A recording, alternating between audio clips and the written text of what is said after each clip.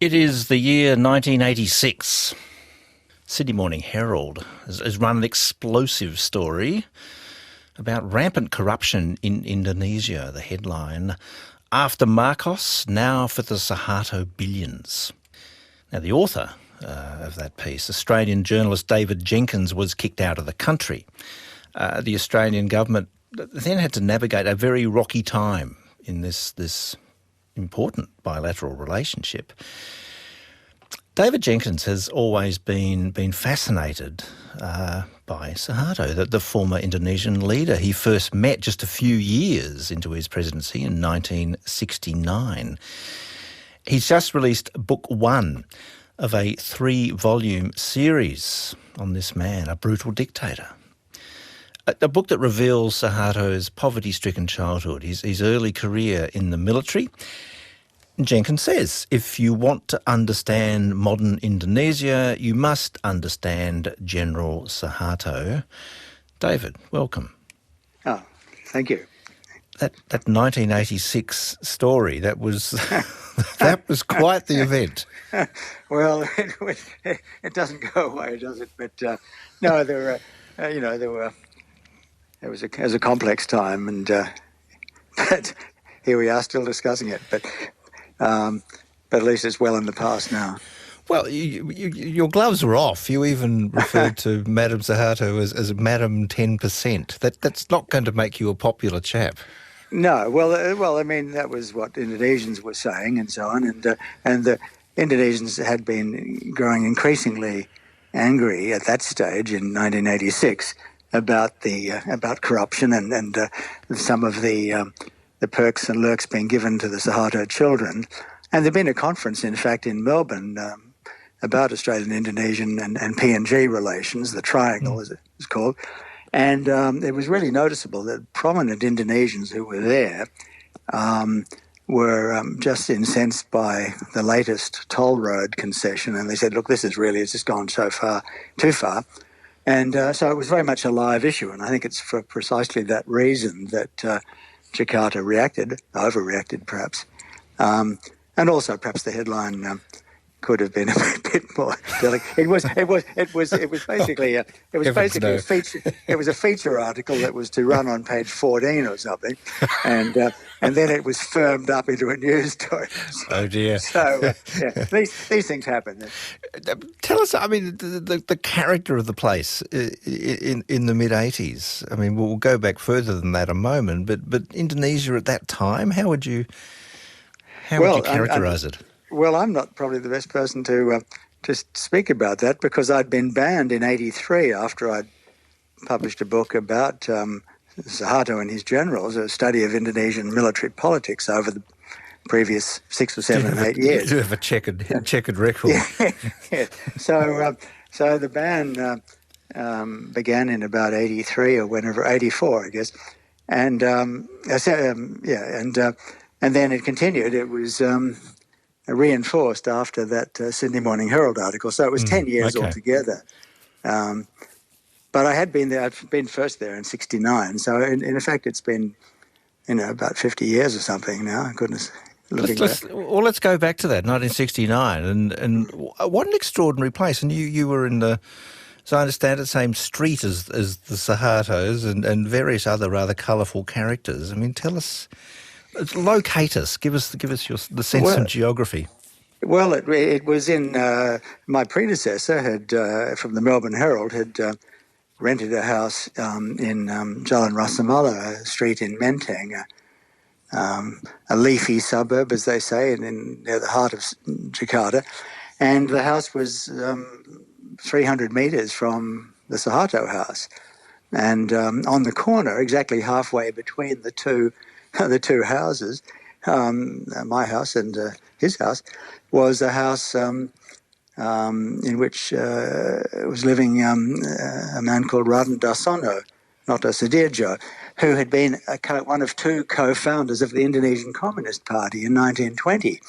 And he was still alive, still living, because he'd long since renounced communism. He'd met Lenin.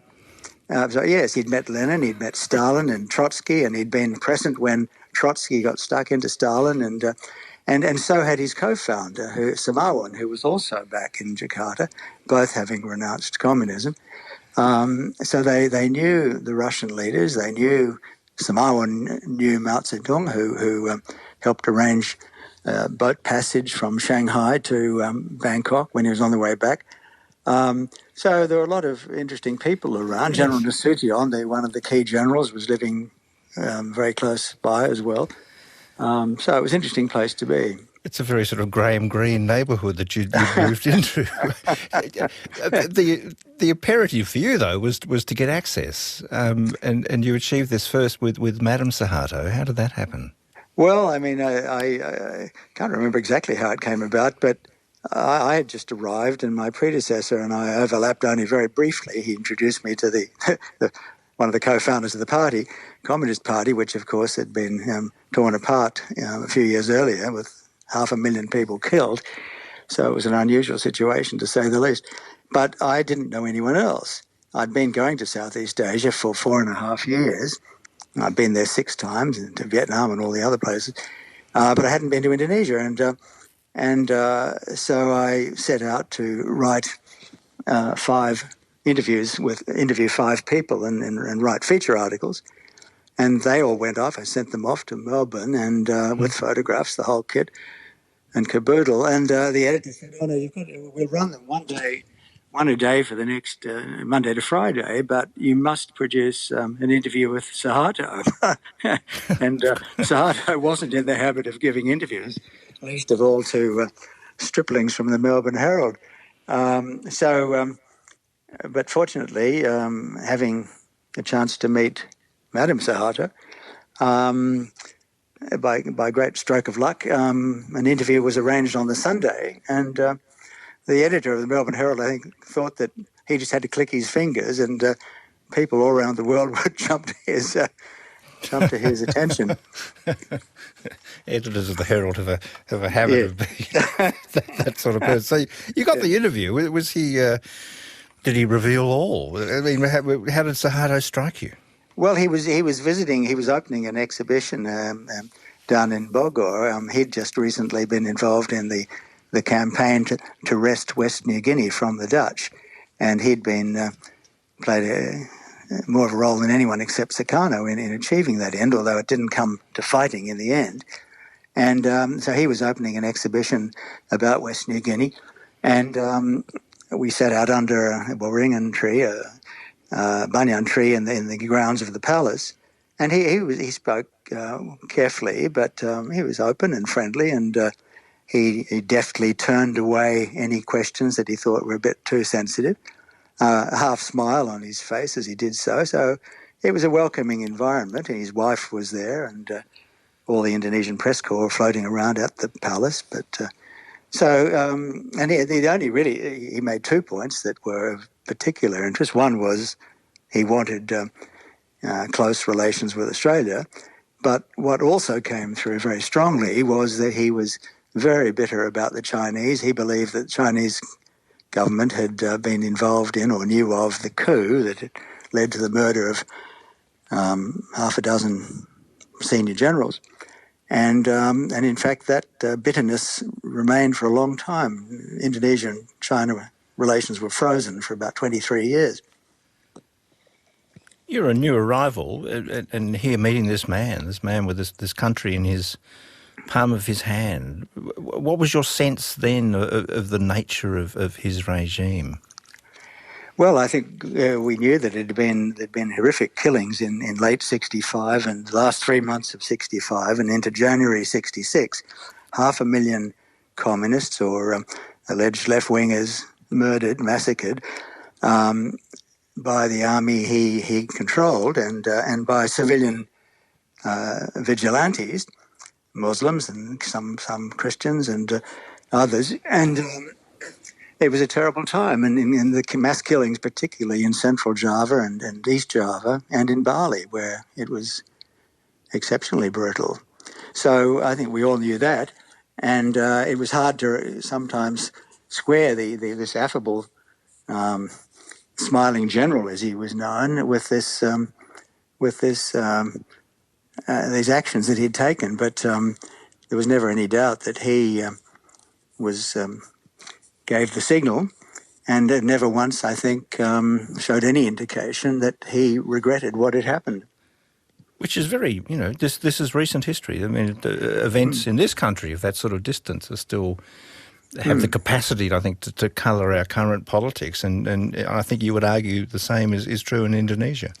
Yes, and it just, as the years went by, and I was very fortunate because I'd gone there when I was quite young. I had, over 50 years either living there, only for 5 or 6 years living there, but constantly going there as a journalist, and had a chance to meet various people and maintain links with them. And it struck me that I was asked to write a book about his life some 15 years ago. But the more I delved into it, it struck me that we already knew a great deal about the 32 years he had in power.